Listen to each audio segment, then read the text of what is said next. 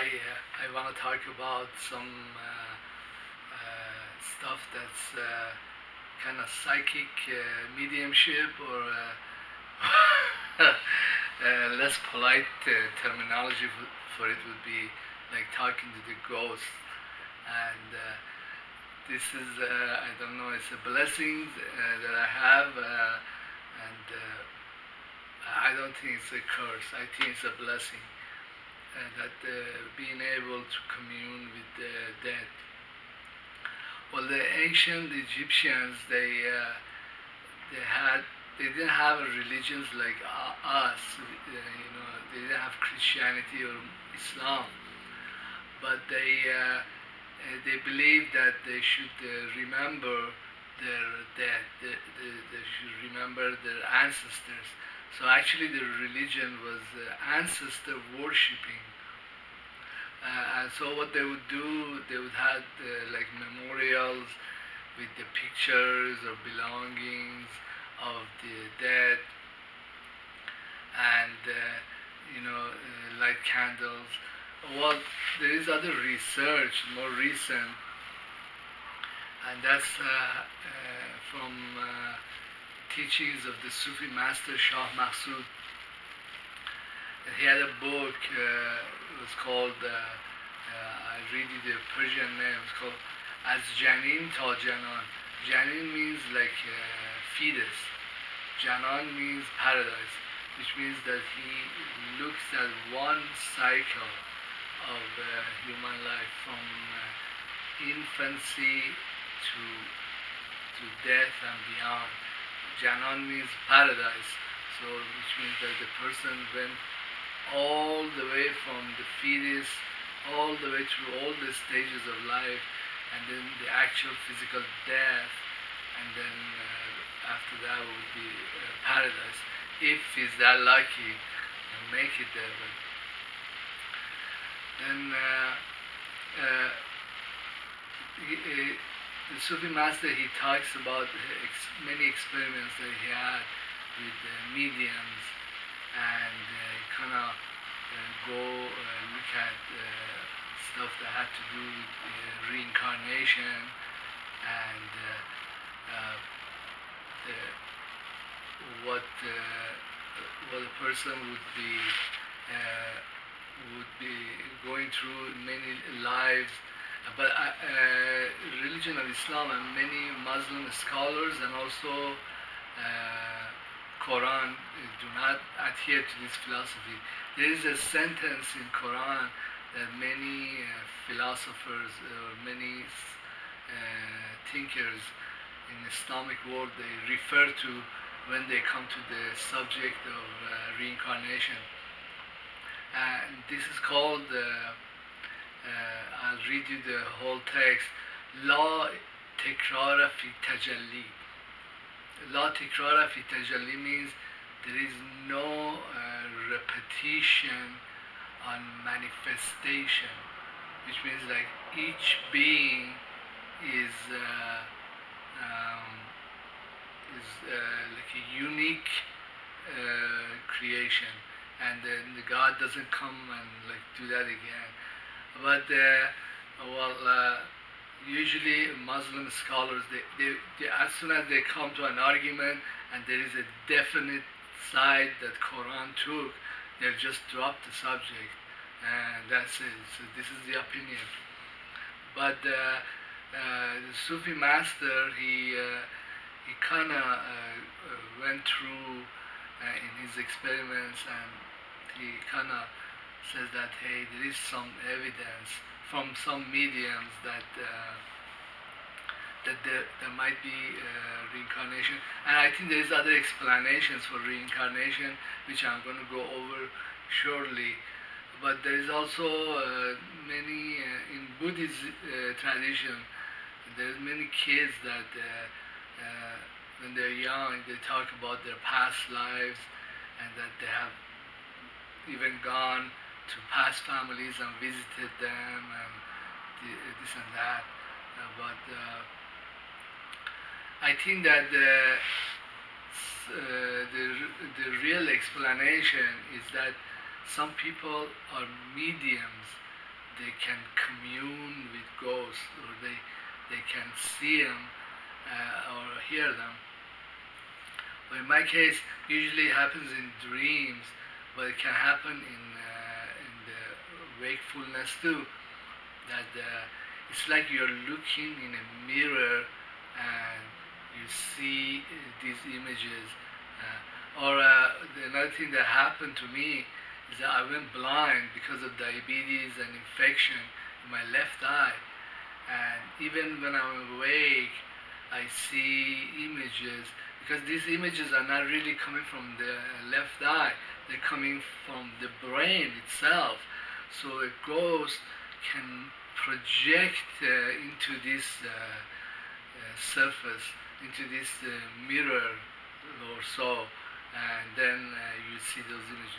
But most of the time, the images that I see are like my own self, my own soul, how the soul thinks should look like. The projection that I usually see is like very refined, very good looking, as if I was in my prime. And there is a lot of historical reference to this. That means other people have experienced it. Well, in Iranian theology or Sufi theology, they call someone that has been enlightened Javan Mard. Javan means young. Mard means young man, which means that the ghost it manifests itself and it shows itself to you as the best that you could ever be, something like that. And well, in the Christianity, after crucifixion, many disciples claim to have seen Jesus or manifestation of Jesus.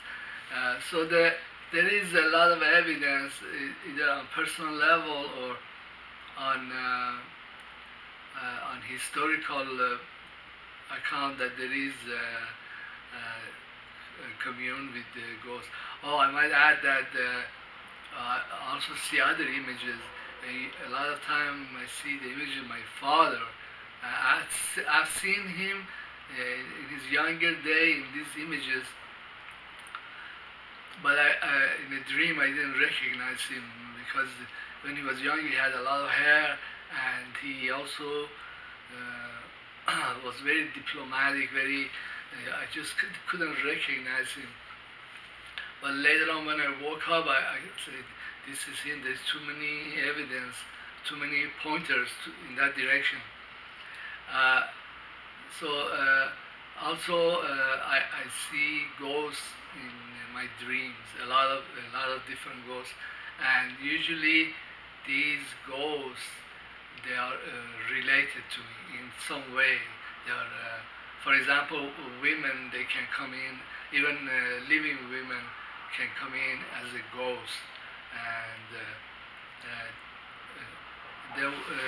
some of the latest ones, and this is I talked about this in another video. Well, my ex Marlene, and had a abortion, and the fetus was kind of advanced. It was like 6 months old. I think it was a he, and then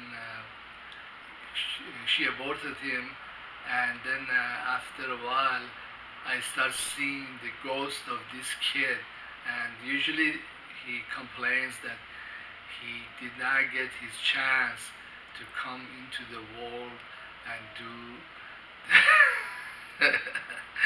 incredible amount of damage that his elder brother had done. But this is a concern.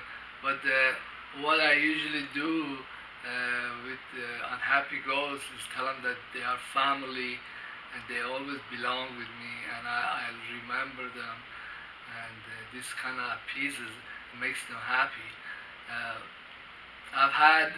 Then I had a subsequent, this is I've just told you one episode, there is more, there's like many, yeah, and I discovered in another dream that my ex had had at least 4 abortions, because I had this dream. There were like 4 kids. They come around. Actually, my second son, or the ghost of him, kind of had made contact with the three other kids, and I think the other two were boys, and there was a girl too. So they kind of come in and into our, like in the dream, I saw them in our old. We had a mobile home. I saw them in a mobile home. I was chit chatting with them in the kitchen, and they were telling me, "Hey, there is a little passageway from this house to the other house." Like, I don't know what they meant, like to the physical world, or I don't know. And well, then I went ahead, and we were talking with my ex about this stuff, and my son, she didn't abort his life. He said he had had some experiences or dreams of his brother. I don't know why everybody refers to him as the brother. There is I think would have been a boy, I think. Then usually I had another dream too the other night, and I saw in this dream that I was in prison, and I had done good behavior. I've been very good, and the warden told me that we're gonna let you go into a different confinement, different tank. That's what the name is. And then he ushered me, or they led me in to be with other prisoners that were very good acting prisoners. I think this is what purgatory probably would be, because many ghosts that are unhappy, they died prematurely, or they didn't get a chance to continue with their plans in this world. They kind of levitate in that purgatory, like in between worlds, that they are stuck, and they are trying to either come here, like go into the other house, or go into higher realms. Well, in the Sufi tradition, they say that dunya, the world, physical world, is a place of trials and tribulations.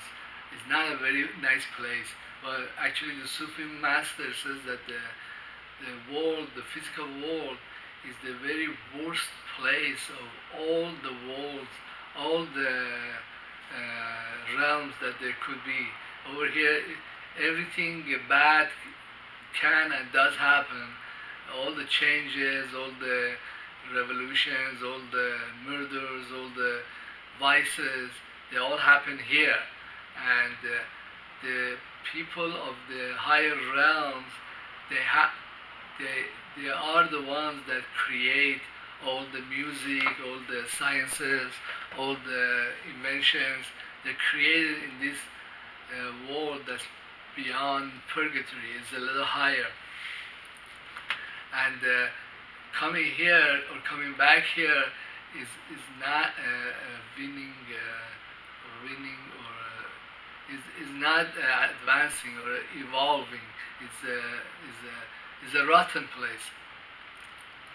Well, I don't know if you saw the movie Beetlejuice. You've seen the movie that the ghosts, of people who have been in the world and they have gone on. They try to kind of put an end to this whole thing, and they participate, or they show up in their own burial ceremonies, or they go visit their own graves, and the Sufi master kind of talks about, well, he talked about the guy or the dead person who was an evil person. He was very attached to this world, and all the trouble that he had when he had passed away, he couldn't believe that he was still here. He was still exist in some form, but then he didn't have to eat for 3 days, and how when the sun came up, he felt all his energies had been dissipated. Well, also the Sufi master mentions that the ghosts they get energy when somebody that's here in the physical world remembers them or remembers them kindly or thinks that, oh my gosh, he is such a fine person. Well, I remember my dad, and when you remember a ghost, they manifest more often, and well, there is a bond. So why should there not be a bond? I mean, well, some people in the Western world they are afraid of ghosts, but they are very delusional too. Well, I don't think the Western culture is something very good culture to go through the material world because it's very materialistic. It has many undesirable qualities if you want to go on with your eternal world or world where you're not tied to this place. Well, my representation in dreams of the physical world is often as being in prison, like being in a very confined, very unsavory place. As just in the dream I told you. Then I was led into this other part of the prison. It was, I think, it was a purgatory, and it looked like a huge barn, very well lighted, and inside the barn there weren't any cells or anything, but there were all these kids that had been aborted. Many. I saw many white kids. Many. I saw one. Well, I don't want to go over physical description that he was projecting. I guess that many kids also get killed when they're 10 years because of violent crimes, or they were abducted and killed, and their ghosts. There was this kid. He just kept coming and showing up, and he was a blonde kid. He was, I would say, he was like about 10 years old. He was in this huge barn, and there were all these other kids, some girls, many boys, and they were all trying to make contact. They were trying to.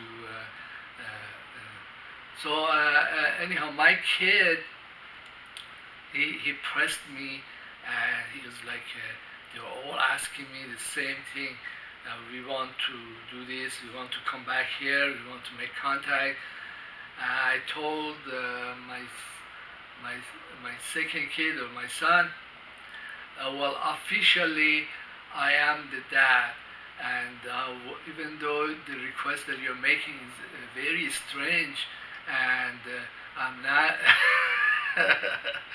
I'm not the acting witch, but I'm going to comply because the official title says dad, and dad will comply to the requests of the kids. I think that the people or dads that have had kids that have died should not listen to these Western philosophical inhibitions and baloney that they believe in, and make the contact. And this is not very difficult, is to make a wish that I wish to see you in a dream, or I wish to see you in my mind's eye. And also what is very valuable and very soothing or healing for both people is that to remember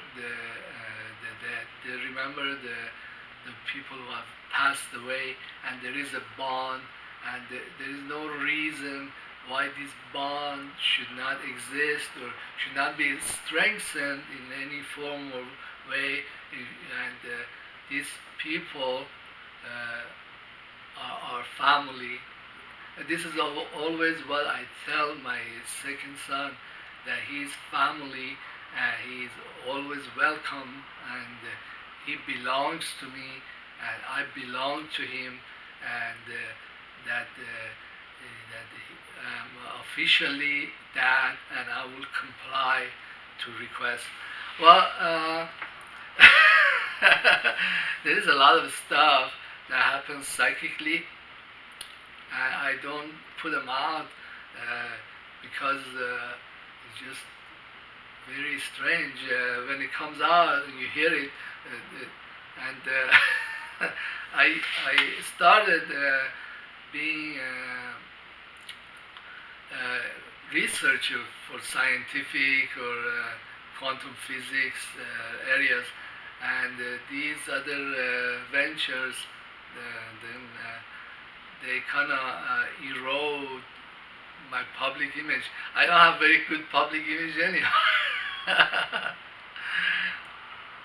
Anyhow, I have, if this video is very strange and offensive, well, I have a lot of other stuff that are on economics and quantum physics, and hey, I have works on theology, and what else I have?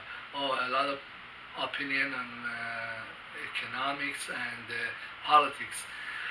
Well, thank you very much for putting up with me and my rant. Please subscribe and leave a comment.